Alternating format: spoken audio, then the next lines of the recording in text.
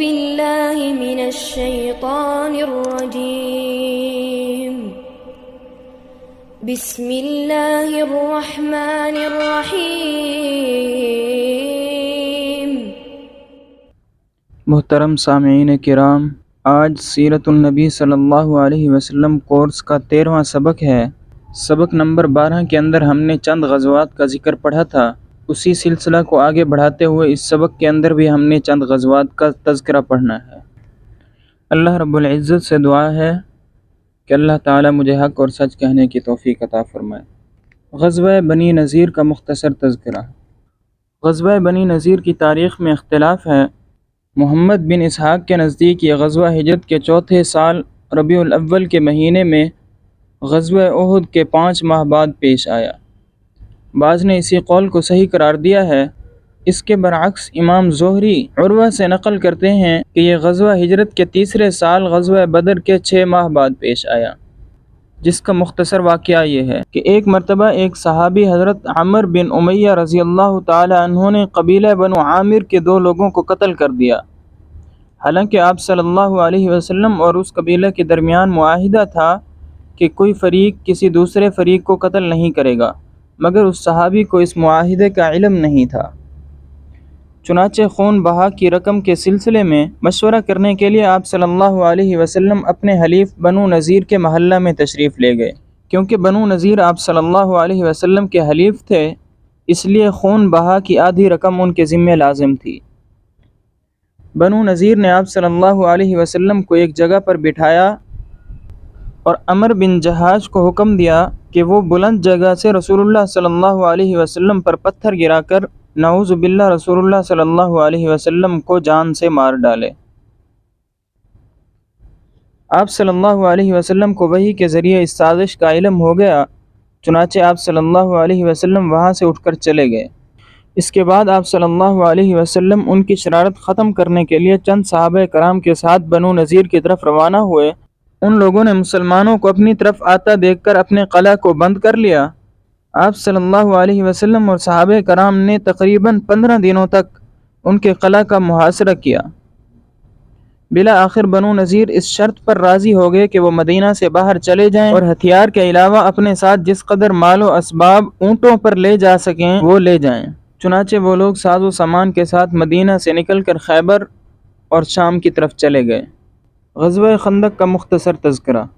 غزوہ خندق، جس کا نام غزوہ احزاب بھی ہے، صحیح قول کے مطابق ہجرت کے 5ویں سال شوال کے مہینے میں پیش آیا، جس کا مختصر قصہ یہ ہے کہ سن 5 ہجری میں یہود کے چند سردار قریش کے پاس مکہ آئے اور ان کو آپ صلی اللہ علیہ وسلم سے جنگ لڑنے کی دعوت دی اور ان سے کہا کہ ہم تمہارا اس وقت تک ساتھ دیں گے جب تک کہ اس سرزمین سے سارے مسلمانوں کو ختم نہ کر دیں۔ یہود کے اس حوصلے کو دیکھ کر قریش بھی تیار ہو گئے اور ابو سفیان بن حرب کی قیادت میں کفار اور یہود جنگ کرنے کے واسطے مدینہ کی طرف روانہ ہوئے۔ آپ صلی اللہ علیہ وسلم کو جب اس کی اطلاع ہوئی تو آپ صلی اللہ علیہ وسلم نے صحابہ کرام کے ساتھ مشورہ کیا۔ حضرت سلمان فارسی رضی اللہ تعالیٰ عنہ نے خندق کھودنے کا مشورہ دیا تاکہ اس خندق میں محفوظ رہ کر تیروں کے ذریعے دشمنوں پر حملہ کیا جائے۔ آپ صلی اللہ علیہ وسلم کو بھی یہ رائے پسند آئی اور مدینہ سے 3 میل کی دوری پر صلع نامی پہاڑ کے دامن میں اس خندق کے کھودنے کا حکم دیا تاکہ پہاڑ لشکر کی پشت کی جانب ہو اور خندق لشکر کے سامنے ہو۔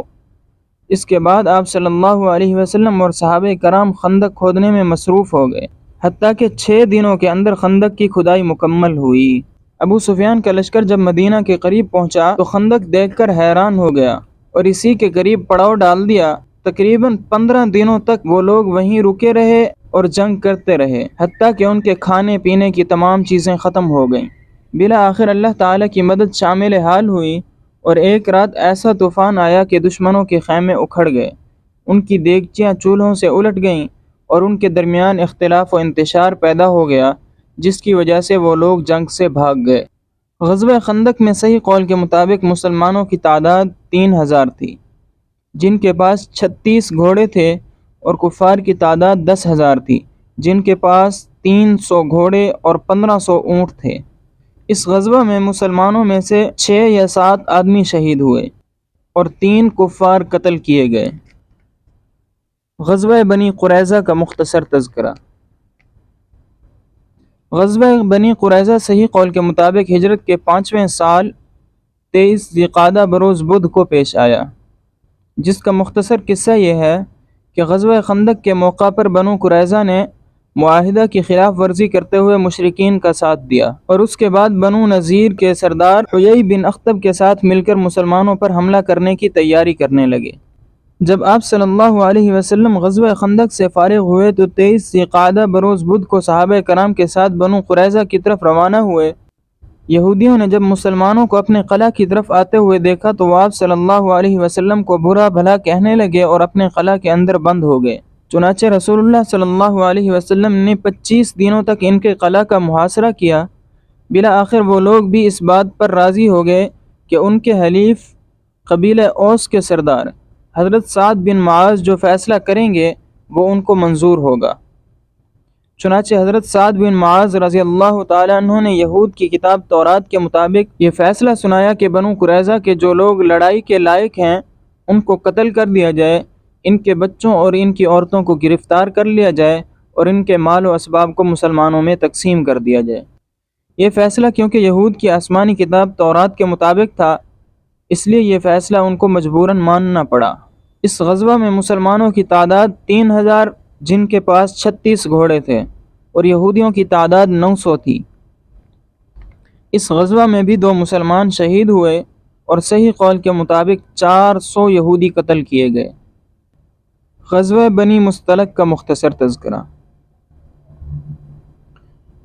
غزوہ بنی مصطلق صحیح قول کے مطابق ہجرت کے 5ویں سال 2 شعبان بروز پیر کو پیش آیا، جس کا مختصر واقعہ یہ ہے کہ مریسیع ایک چشمے کا نام ہے جو مدینہ منورہ سے 9 منزل کی دوری پر ہے۔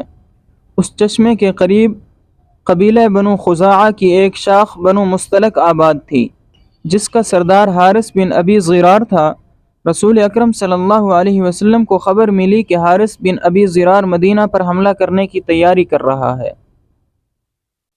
چنانچہ رسول اکرم صلی اللہ علیہ وسلم نے اس خبر کی تصدیق کے لیے حضرت بریدہ بن حصیب رضی اللہ تعالی عنہ کو مریسیع کے پاس بھیجا۔ انہوں نے خبر کی تصدیق کر دی۔ اس کے بعد رسول اکرم صلی اللہ علیہ وسلم چند صحابہ کرام کے ساتھ مریسیع کی طرف روانہ ہوئے۔ جب حارث کو آپ صلی اللہ علیہ وسلم کی روانگی کا علم ہوا تو وہ وہاں سے بھاگ گیا۔ البتہ جو لوگ مریسیع میں آباد تھے وہ مقابلہ کرنے کے لیے تیار ہو گئے اور مسلمانوں پر تیر برسانے لگے۔ اس کے بعد مسلمانوں نے بھی لڑائی شروع کر دی۔ بالآخر تھوڑی ہی دیر میں مسلمان غالب آ گئے۔ اس غزوے میں مسلمانوں کی تعداد 30 تھی، جن میں سے ہر ایک کے پاس گھوڑا موجود تھا۔ صرف ایک مسلمان شہید ہوئے۔ مسلمانوں کے برعکس کفار کی تعداد بہت زیادہ تھی، اس کے باوجود بھی ان میں سے 10 کفار قتل کیے گئے اور 600 افراد پر مشتمل 200 گھرانوں کو گرفتار کر لیا گیا۔ اس کے علاوہ مال غنیمت میں تقریباً 2000 اونٹ اور 5000 بکریاں مسلمانوں کو ملیں۔